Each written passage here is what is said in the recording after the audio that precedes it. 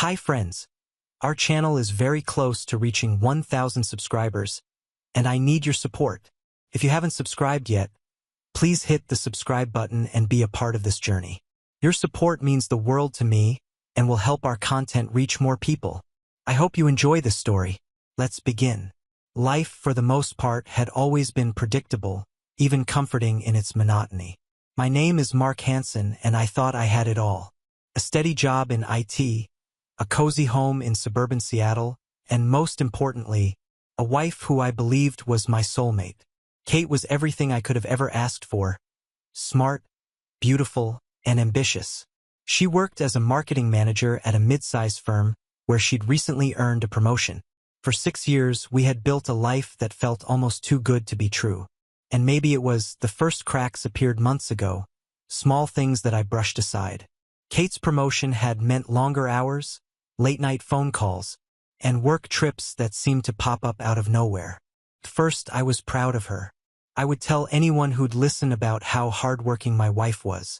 She's on her way to the top, I say, smiling like a fool.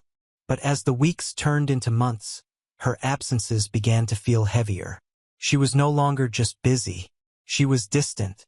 Intimacy became an afterthought. And when we did find time together, she seemed distracted.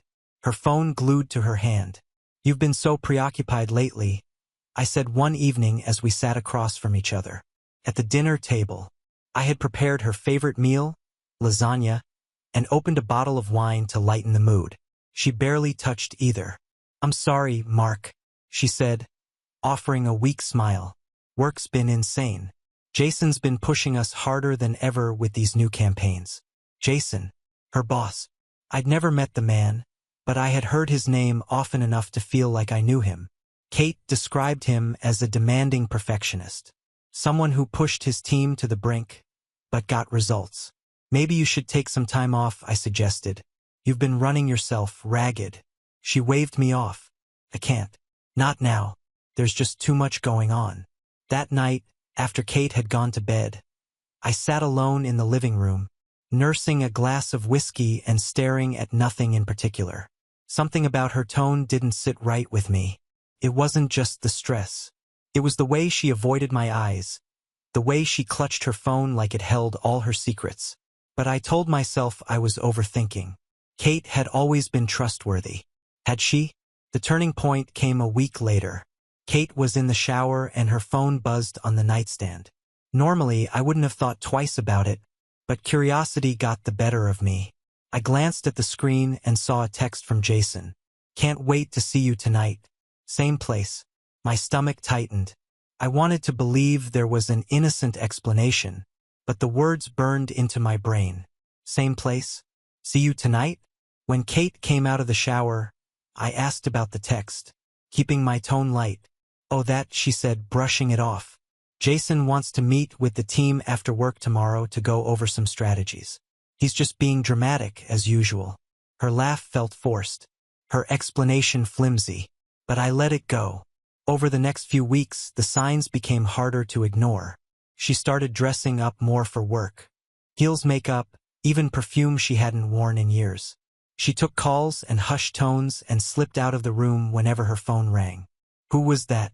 I asked one night when she returned to the living room after a particularly long call. "Just Rachel from work," she said casually, sinking onto the couch. She needed advice on a project. I nodded, but the nod in my stomach tightened. Kate had always been a terrible liar. Despite the growing unease, I held on to the hope that we were just going through a rough patch. Couples face challenges all the time, didn't they? Maybe it was the stress of her promotion. Maybe I wasn't being supportive enough. We've been trying for a baby for over a year, and lately, Kate had been more insistent about it. She started tracking ovulation days and leaving brochures for fertility clinics on the kitchen counter. I wanted a family as much as she did, but something about her sudden urgency felt off. "Do you even want this anymore?" she asked me one night, her voice tinged with frustration. "Of course I do," I replied, taken aback. "But don't you think we should slow down a bit? You're so busy with work and—" "Mark, we're not getting any younger," she interrupted. Her eyes softened and she reached for my hand. I just want us to have the life we've always talked about. I squeezed her hand, forcing a smile. We will. Still doubt lingered. One evening, after Kate had gone to bed, I found myself scrolling through her social media. Looking for what? Clues? Confirmation? I didn't know. But as I stared at pictures of her smiling at office parties, standing next to Jason with her hand casually on his shoulder, my unease grew. I told myself it was nothing. I told myself I was being paranoid. But deep down, I knew better. The life we had built, the perfect facade, was beginning to crack. I just didn't know how deep the damage ran. Suspicion has a way of eating at you slowly at first, like a tiny crack spreading across a windshield. At first, I tried to ignore it. I told myself that Kate was stressed, that I was overreacting, that everything would go back to normal once her work calmed down. But deep down, I knew better. It was late on a Thursday night when I decided to stop lying to myself. Kate had come home hours later than usual, mumbling some excuse about an impromptu client dinner. She headed straight to the shower, leaving her phone on the kitchen counter. I stared at it for what felt like an eternity, my heart hammering in my chest. I had never been the kind of man to invade someone's privacy, least of all my wife's. But the gnawing feeling in my gut wouldn't let go. Finally, I grabbed the phone. Her passcode, our anniversary date, was easy enough to guess. My hands were trembling as I unlocked it, half hoping I'd find nothing and feel foolish for ever doubting her. What I found shattered me. There were texts, dozens of them, all from Jason. Last night was amazing. I can't stop thinking about you. I want you, Kate. Just say the word, and I'll leave her. When are you telling him? He deserves to know. My chest tightened as I scrolled through the messages, each one cutting deeper than the last. There were photos to selfies of Kate in her office, in a hotel room, in places she claimed were work-related. In one, Jason's hand was visible on her bare shoulder, his wedding ring catching the light. I felt sick. The worst came when I stumbled upon an email thread.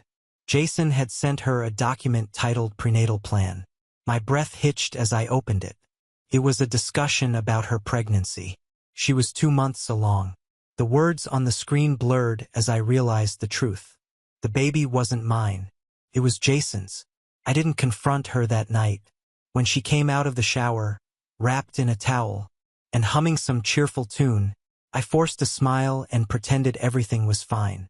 Inside, I was in pieces. The next day, while she was at work, I started gathering evidence. I copied the texts and emails onto a flash drive, photographing everything I couldn't save digitally. I couldn't risk her deleting anything. For weeks, I lived a double life, pretending to be the loving, supportive husband while secretly unraveling the extent of her betrayal. I installed a tracking app on her phone and discovered that she wasn't going to work dinners or client meetings. Instead, she was meeting Jason at hotels, restaurants, and even his house. The paternity test was the final nail in the coffin. Using a hairbrush Kate had left in the bathroom, and a toothbrush she kept for emergencies in her work bag. I sent samples to a private lab. I told them I needed a comparison to determine if I was a father.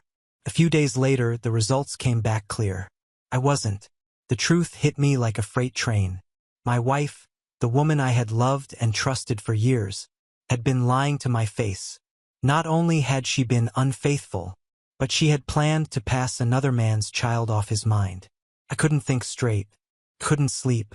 Every time I looked at Kate, I felt a mix of rage and despair. She was the same woman I had fallen in love with, but now she was a stranger, a manipulator, someone who had betrayed me in the cruelest way possible.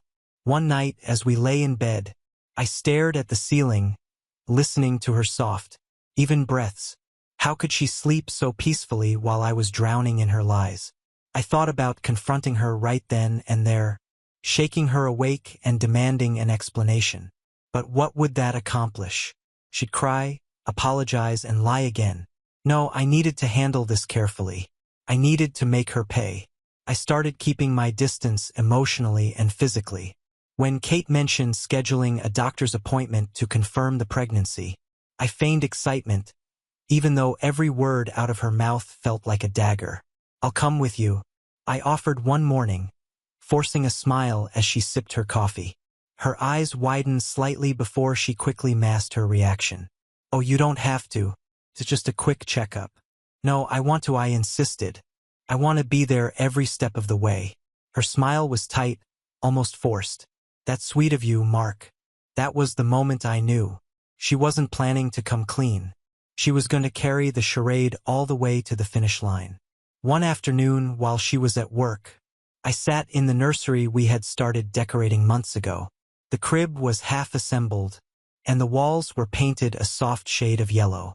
It had been Kate's idea to start early back when we were trying for a baby. Now the room felt like a cruel joke. As I stared at the empty crib, my anger hardened into resolve. Kate thought she could manipulate me, steal my future, and get away with it. But she was wrong. She didn't know it yet, but her perfect little plan was about to come crashing down. The day I confronted Kate started like any other, calm and uneventful. She kissed me on the cheek before heading to work, completely unaware of the storm brewing just beneath my surface. As soon as she left, I went to the computer and printed everything. The text messages, the emails, the hotel receipts, and the paternity test results. I placed them all on a neat folder, closed it, and slid it into a drawer. I wasn't going to lose my temper. That would give her the power. No, I wanted her to feel cornered, exposed. I wanted her to know exactly how much I knew and watch her try to explain her way out of it. That evening, I cooked dinner as if it were just another Wednesday night. When Kate came home, she smiled, clearly caught off guard by the gesture. "Wow, lasagna again? Are you trying to spoil me?" she teased, setting her bag down. "Just thought we deserved a nice dinner together," I replied, keeping my voice even. "It's been a while since we sat down and really talked." She hesitated, something flickering in her eyes, but then nodded. "You're right. Let me get changed, and I'll be right down." We ate in near silence, the sound of forks scraping plates filling the room. Kate commented on the food a few times, but I didn't say much, just watching her. She was relaxed, completely oblivious to what was coming. When she finished her plate, I leaned back in my chair and said, "So how was work today?" She shrugged, busy as usual. "Jason's been pushing us hard to meet the new campaign deadline." Her face didn't betray a thing, not a flicker of guilt or unease. She had become an expert liar. "Jason must be a demanding boss," I said, keeping my tone neutral. Kate froze for a split second, her fork hovering above her plate, before she forced a smile. "Yeah, he is, but you know how he is, all about results." I nodded slowly. "Do you think he'll be as demanding when the baby's here?" Her eyes shot up to meet mine, wide with surprise. "What? The baby?" I repeated. "Do you think Jason will be supportive? He is the father, after all." The blood drained from her face. She opened her mouth to speak, but no words came out. For a moment we just stared at each other, the air between us heavy with the weight of unspoken truths. Finally, she found her voice. "Mark, I don't know what you're talking about." I almost laughed at how weak her denial was. I stood, walked to the drawer, and pulled out the folder. I placed it on the table and slid it toward her. "Open it," I said, my voice cold and steady. She didn't move at first, her hands trembling as she stared at the folder like it might explode. Slowly, she reached for it and flipped it open. The color drained from her face as she sifted through the evidence. The texts, the emails, the photos, and finally the paternity test results. "Mark, I can explain," she whispered, her voice shaking. "Oh, I'm dying to hear it," I said, leaning against the counter with my arms crossed. "Go ahead, Kate. Explain how you've been sleeping with your boss for months. Explain how you plan to pass his child off his mind. Explain how you've been lying to me every single day." Tears streamed down her face as she shook her head. "It's not what you think. I made a mistake, Mark. Terrible mistake. But I love you. It didn't mean anything." I slammed my hand on the counter, making her jump. "It didn't mean anything. You're pregnant with another man's child, Kate. You've been sneaking around behind my back for months. How the hell does that not mean anything?" I was confused, she sobbed. Jason, he was there when I felt lonely and it just happened. But it's you I love, Mark. You're my husband. We can fix this. We can move past this. Move past this. I repeated, laughing bitterly. You lied to me, Kate. You planned to build an entire life with me based on a lie. And now you want me to just forget everything and play happy family? I'll end it with Jason, she said desperately. I'll never see him again. Please, Mark. Don't throw away what we have. I shook my head, disgusted by her. You threw it away the moment you decided to sleep with him. The moment you decided to lie to me about this baby. Her face crumpled, and she buried her head in her hands, sobbing. For a moment, I felt a flicker of pity. I had loved this woman once, more than anything in the world. But that love was gone, replaced by anger and betrayal. I'll stay, I said finally, my voice cold and distant. Her head shot up, hope flickering in her tear-streaked eyes. Really? But on one condition, I continued, cutting her off. We're getting a paternity test. Officially, if you want to prove to me that this baby could be mine, you'll do it. She hesitated, her mouth opening and closing like a fish out of water. That hesitation told me everything I needed to know. Or I walk, I added. She nodded quickly. Okay, I'll do it. Anything to fix this, Mark. I'll prove to you that we can get through this. I forced a tight smile. Good. Then we'll see. She didn't know it, but I had no intention of staying. This wasn't forgiveness. This was just the beginning of her punishment. From the moment Kate agreed to the paternity test, I started laying the groundwork for my escape. It wasn't about running away. It was about ensuring that when I left on my terms, with nothing tying me to her or the life she had destroyed. I gave Kate no reason to suspect anything was wrong. I kept up appearances, smiling when I needed to, playing the supportive husband, even feigning excitement over the baby. Meanwhile, I was methodically dismantling every connection I had to her. First, I started separating our finances. Over the next 2 weeks, I drained our joint accounts, leaving just enough so she wouldn't notice the missing money immediately. I transferred the funds into an account Kate didn't know existed.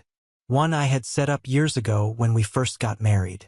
It was just a precaution back then, a safety net in case of emergencies. Now it felt like the smartest decision I'd ever made. I canceled the credit cards that we shared, claiming there had been some fraudulent charges. Kate didn't even blink when I handed her a replacement card linked only to a secondary account I left underfunded on purpose. Her career paid well enough that she might not feel the pinch immediately, but when she did, it would hit hard. The next step was ensuring my departure would be clean. I met with a lawyer explaining the situation in detail. I showed him the evidence of her infidelity, the paternity test results confirming I wasn't the father, and everything else I had collected. Legally, you're in the clear, he told me after reviewing the documents. Washington is in no-fault divorce state, but with this evidence, she won't be able to claim any spousal support. As for the child, since the paternity test proves it's not yours, you won't have any legal obligation. That was the answer I needed. The paternity test I'd requested came back, as I expected, conclusive proof that the baby wasn't mine. When I handed Kate the results, she tried to spin it again, clinging to whatever shred of hope she thought she had left. Mark, I know what this says, but it doesn't change anything, she said, her voice trembling. This baby can still be ours. We can raise it together. It doesn't matter who the biological father is. I stared at her, unable to believe her audacity. She was willing to rewrite reality, to twist and manipulate the truth until it suited her narrative. You've already made your choices, Kate, I said, my voice devoid of emotion. Now you're going to live with them. Her tears started again, but this time they didn't affect me. I had made my decision.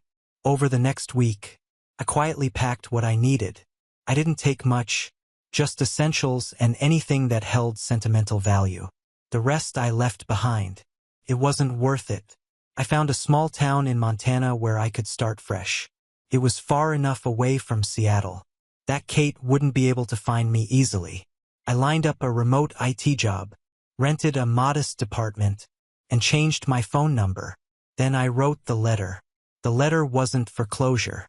It was a weapon. I wanted Kate to feel the weight of everything she had done, to know that she was the architect of her own downfall. Kate, I trusted you. I loved you. I thought we were building a life together. But now I see that every moment of our marriage was a lie. You betrayed me in ways I didn't think were possible. You didn't just cheat on me. You planned to pass another man's child off his mind. You looked me in the eye every day and lied. I can never forgive that. By the time you read this, I'll be gone. Don't bother looking for me. I've left no trace. Just like you left no trace of the woman I thought I married. You'll find that our joint accounts are empty. Consider it repayment for the years I wasted believing in you. As for Jason, maybe you can pick up the pieces you've left behind. Or maybe he'll abandon you just like I did. This is the life you chose. Now you'll have to live with it. Mark, on the day of my departure, Kate thought we were going to marriage counseling. I told her I would meet her there and that we'd drive together to the appointment. Instead, I left the letter on the dining table, placed my wedding ring on top of it and walked out the door. I didn't look back. That evening, as I drove through the mountains toward Montana, my phone began buzzing relentlessly. Kate had read the letter. She called again and again, leaving voicemail after voicemail. Mark, please, let's talk about this. We can fix it. I made a mistake, but don't punish me like this. Where are you? Please come home. Her pleas were pathetic, but I felt no satisfaction, only a grim sense of justice. By the time I reached my new home, I had blocked her number. As far as I was concerned, Kate no longer existed. Kate's life unraveled faster than even I had imagined. The aftermath of my departure hit her heart. And from what I heard through mutual acquaintances, she wasn't prepared for the consequences of her lies. A few days after I left, Kate discovered the full extent of what I had done. She called the bank, only to learn that our joint accounts had been drained. The credit cards were useless, the mortgage payments had bounced, and the utilities were on the verge of being shut off. The savings she had relied on for emergencies were gone, replaced with a cruel reality. She was entirely on her own. Jason will help, she probably thought, but Jason was no savior. Jason had been playing a dangerous game himself. As it turned out, his promises to leave his wife were as empty as Kate's lies to me. The moment he realized I had uncovered their affair, and that I had evidence he had impregnated a subordinate, Jason's attitude shifted. Through a mutual friend, I learned that Kate confronted Jason, begging him for help. She probably thought he'd step up, maybe even offer financial support or a place to stay. Instead, he cut ties with her completely. He blocked her number, avoided her at work, and refused to acknowledge the baby. For Jason, the affair was just a fling, a meaningless distraction. For Kate, it was supposed to be her ticket to a new life. But her gamble had failed. Kate's humiliation wasn't limited to her personal life. When word of the affair began to circulate at her office, likely thanks to Jason's attempts to distance himself, her reputation took a nosedive. People whispered behind her back, calling her a home wrecker and worse. She was passed over for promotions, excluded from key meetings, and eventually she was let go under the guise of restructuring. In reality, Jason wanted to erase the evidence of their connection. Kate became just another casualty of his ambition. She tried to lean on our friends, but most of them had already heard my side of the story. I had made sure to share the details with a few trusted people, knowing it would spread.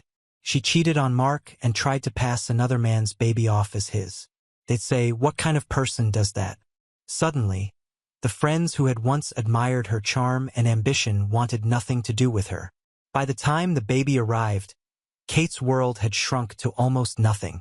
She was living in a small apartment in a less desirable part of town, scraping by on what little savings she had left. Jason refused to acknowledge the child, and without proof of paternity, Kate had no legal grounds to force him to pay child support.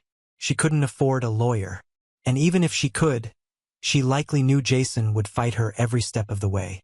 She named the baby Ava, I heard this through an old friend who still kept tabs on her out of morbid curiosity.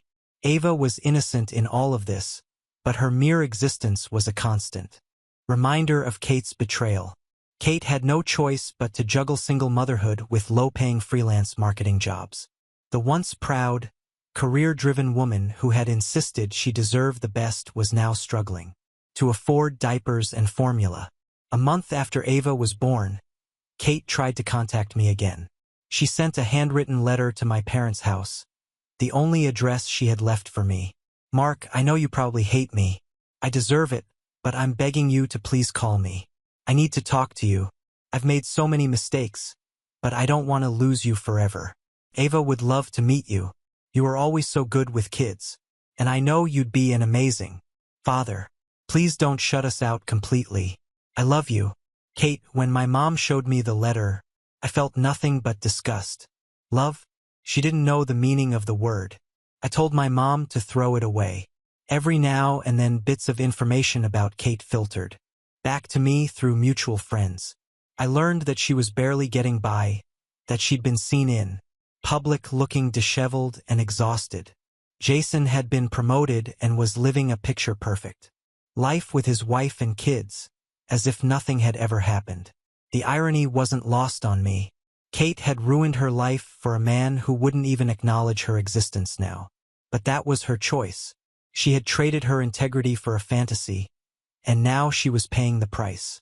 I'd be lying if I said I didn't feel a sense of vindication. Kate's suffering didn't undo the pain she had caused me, but it felt like justice. At the same time, I couldn't help but feel a twinge of pity, not for her, but for Ava. She hadn't asked to be born into this mess, and she deserved better than a mother who had ruined her life with selfish choices and a father who wanted nothing to do with her. But that wasn't my problem.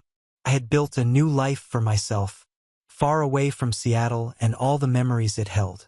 For the first time in years, I felt free. Kate, on the other hand, was trapped in the wreckage of her own making. Life had a strange way of teaching you lessons. The Mark Hansen who lived in suburban Seattle, who once dreamed of a perfect family with Kate, no longer existed. That version of me had died the moment I realized the depth of her betrayal. What remained was a man determined to rebuild, to create a future where I was free from lies and manipulation. My new life in Montana was simple, even quiet, and that's exactly what I needed. I had found a small, unassuming town nestled between the mountains, a place where nobody knew my name or my past. My days were spent working remotely as a freelance IT consultant, my evenings hiking through trails or reading books in the comfort of my modest apartment. It wasn't glamorous, but it was mine. For months after leaving Kate, I struggled with the memories. Sometimes I would wake in the middle of the night, my mind replaying the moment I found those texts or the sound of her sobbing as she begged me to stay. Anger would rise in my chest, threatening to choke me, but I forced myself to focus on the present. Therapy helped. For the first time in years, I let myself unpack the emotional baggage I had been carrying. My trust issues, the fear of being vulnerable, the guilt for not seeing the signs sooner. My therapist often reminded me that none of it was my fault. And slowly, I began to believe it. In time, the pain dulled, the memories didn't sting as much, and the anger that had once consumed me gave way to a cautious optimism. It was at a local bookstore of all places where I met someone new. Her name was Hannah, a kindergarten teacher with a soft laugh and a quick wit. We both reached for the same book, an old mystery novel, and ended up chatting for nearly an hour. Hannah wasn't like Kate. She didn't have the same polished arm or cutthroat ambition. What she had was an openness, a warmth that made me feel safe in a way I hadn't felt in years. Over time, we grew closer. I told her about my past, the scars left behind by Kate's betrayal, and instead of judging me, she listened. "You didn't deserve that," she said softly one evening as we sat on a bench overlooking the mountains. "I know," I replied, and for the first time I truly meant it. Despite cutting all ties with Kate, she found a way to reach me one last time, a mutual acquaintance, an old friend who still lived in Seattle, sent me a message out of the blue. Hey, just thought you should know. Kate's been asking about you. She says she wants to talk. I ignored it at first, but a week later, the friend forwarded me an email from Kate. Mark, I know I'm the last person you want to hear from, and I don't blame you. But I need to say this even if you don't respond. I'm sorry for everything, for lying to you, for breaking your trust, for trying to trap you in a situation you didn't deserve. You were a good husband, better than I ever deserved, and I threw it all away. Not a day goes by that I don't regret what I did to you. Eva is 2 now. She's amazing, Mark. She's the only good thing that came out of this mess. But being a single mom isn't easy in Jason. Well, he's out of the picture. Completely. I don't expect you to forgive me. I just hope you found some peace and happiness because you deserve. Kate. I read the email twice, letting her words sink in. It wasn't an apology that mattered. It couldn't undo the damage she had caused or erased the years of lies. But it felt like the final chapter of a book I had been trying to close for years. I didn't respond. There was no point. My life was no longer tied to hers, and I wanted to keep it that way.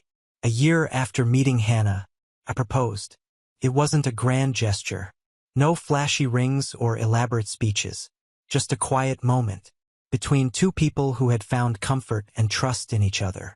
She said yes, her eyes bright with happiness.